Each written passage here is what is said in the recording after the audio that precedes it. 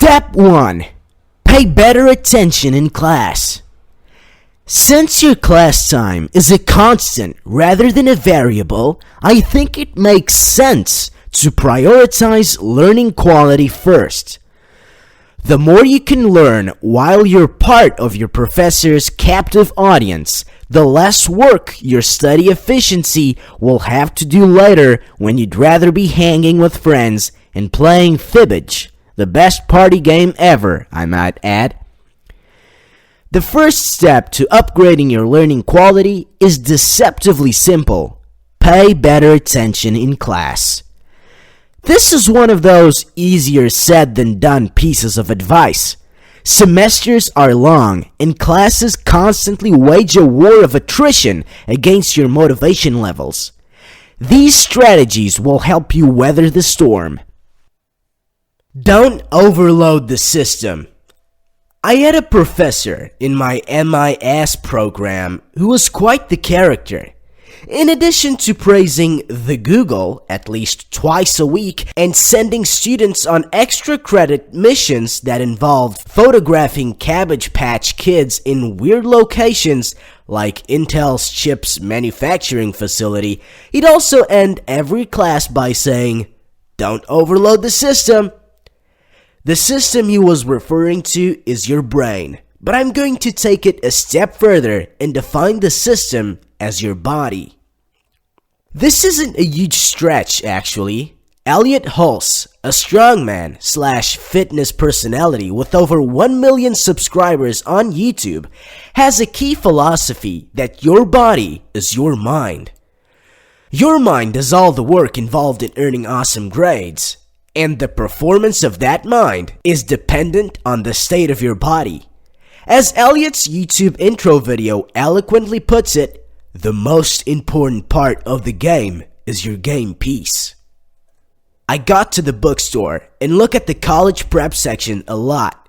It's an upgraded version of a motivational technique called visualization. Since I want to see my work there someday, almost every college success book I thumb through mentions health somewhere. But it still bears repeating. Why? The truth is that most of us are like the kid who goes to karate class and wants to learn flying tornado kicks before mastering proper balance. We want little tricks, hacks, and tactics that promise to make our lives better. However, all the little mind hacks and study tricks in the world won't help you if you're constantly suffering from bad health due to poor nutrition, lack of sleep, and inadequate exercise. Picture two ninjas. One keeps his body in top form and practices every day, but his master is a hard ass and only lets him fight with his bare hands. The other actually isn't a ninja at all.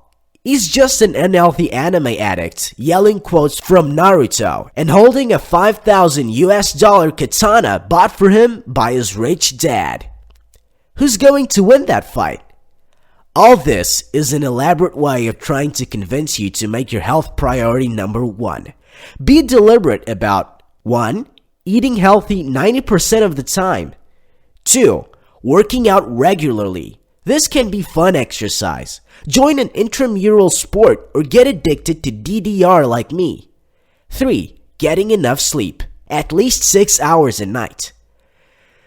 If you want to learn how to do these things properly, check out my friend Steve Camp's site Nerd Fitness. There's an article there called A College Guide to Eating Healthy that might be a good place to start. Sit up front and be present. Tap. Tap, tap, tap. I woke up from my pleasant nap at the back of the huge lecture hall to find a really attractive girl tapping on my shoulder. Maybe she'll be down to play Crash Team Racing with me, says my brain. Then she hands me a Red Bull. I guess she was paid to hand out energy drinks to sleepy students in class. Either way, I didn't make a Crash Racing friend that day. I also didn't learn anything in that Econ 101 class. Fast forward a semester, and I'm in my Stat 226 class. I am in the front row, about 6 feet away from the professor's purse. I think I can see a power bar sticking out of it. I kind of want it. No matter though, my mind is focused only on what's being presented, mainly because I know I'm screwed if I don't catch it. Stat is hard. The only things on my desk are my notebook, calculator, and elbow.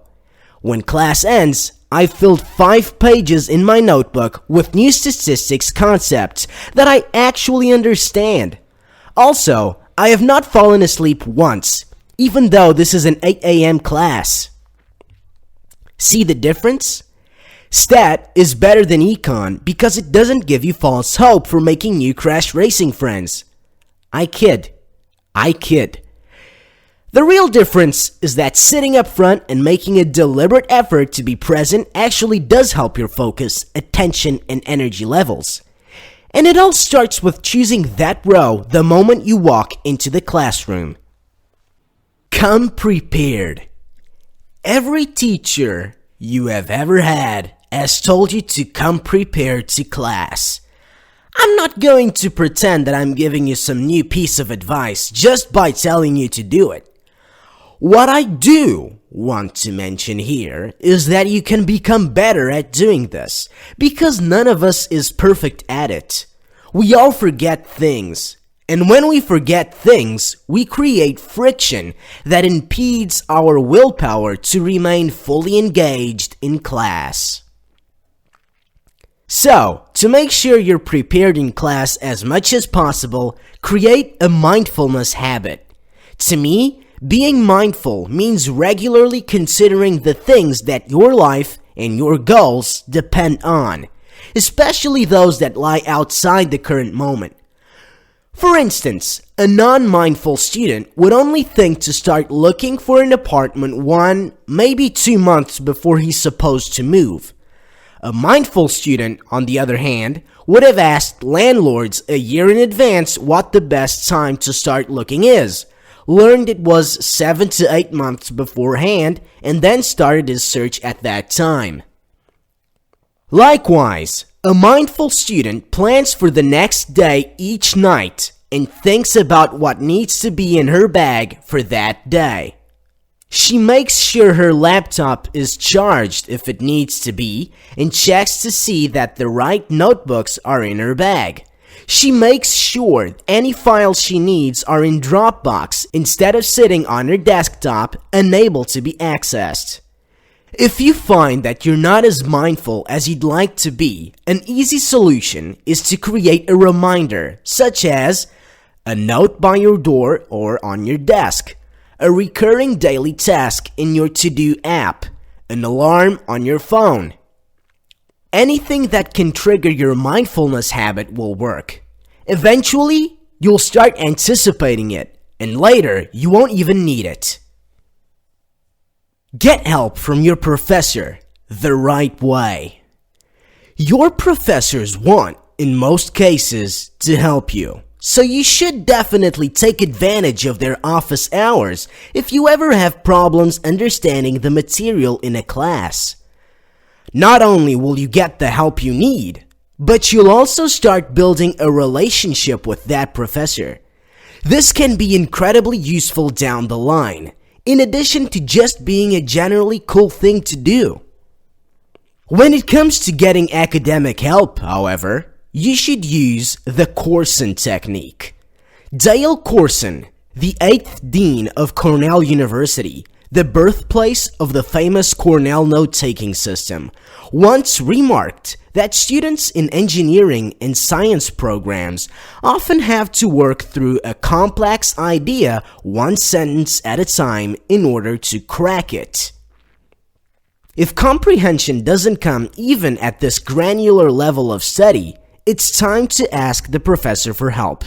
However, Corson advises, before you do, ask yourself this question: what is it that I don't understand? What he means is that you should never go to your professor, open the book, and, with a general sweep of the hand, say that you don't understand what you're reading. Rather, when you go for help, You should be able to show the professor all that you do understand up to an exact point, and even show what you understand afterwards. By doing this, you show the professor that you've really wrestled with the problem. Doing this has several benefits. You save the professor's time and help them understand the exact context of your problem. The professor knows that you actually give a damn and will have a much better impression of you. By really going to intellectual combat on the problem, you very well might solve it yourself before you need to ask. A programmer named Matt Ringle wrote a blog post a while back about an unwritten law at his company called the 15-minute rule. This is very similar to the course and technique and gives some more specific guidance on how to act when you're stuck on a tough problem. 1. When you get stuck, push yourself to solve the problem for 15 more minutes. 2. During that 15 minutes, document everything you do, keeping in mind that someone else will need those details if they're going to help you.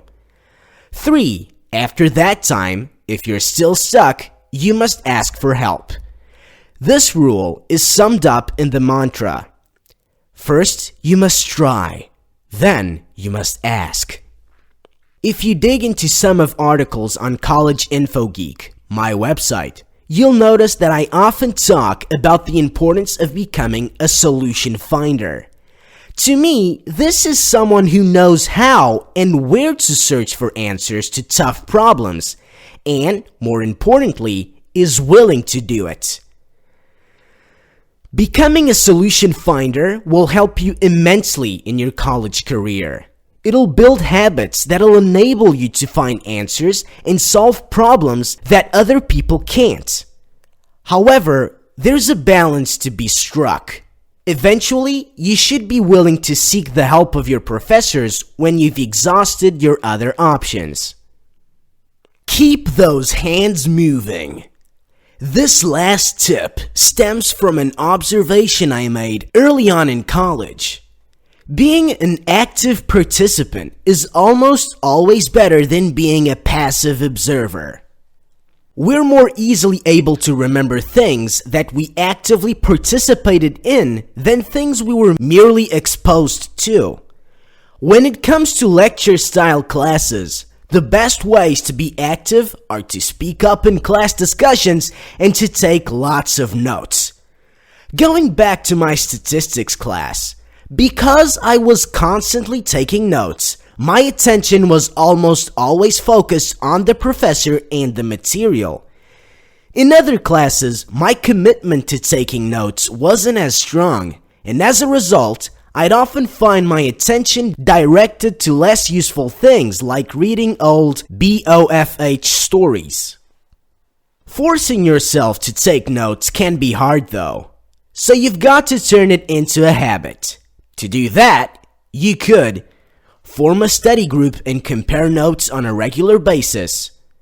Use a habit tracking tool like Habitica or Lyft. More about Habitica, my tool of choice, later in the book. Elevate the importance of your notes, which I did in my first Management Information Systems class. How? I made them public. That first MIS class was all about learning tons of facts and details about information systems, so I took all my notes in Evernote using the outline method. Evernote has a feature that lets you share a public link to a notebook, so that's what I did, and I posted the link in the Blackboard chat room for the class. I'm not sure how many people actually used my notes, but it didn't matter. In my mind, I had elevated my importance in the class beyond that of an isolated student, and as a result, I placed added importance on the quality of my notes. You don't have to go that far, but you should still find a way to build a habit that keeps those hands moving when you're in class. So now that you've committed to taking notes in every class, even if you don't feel like it, The next step will teach you how to take those notes.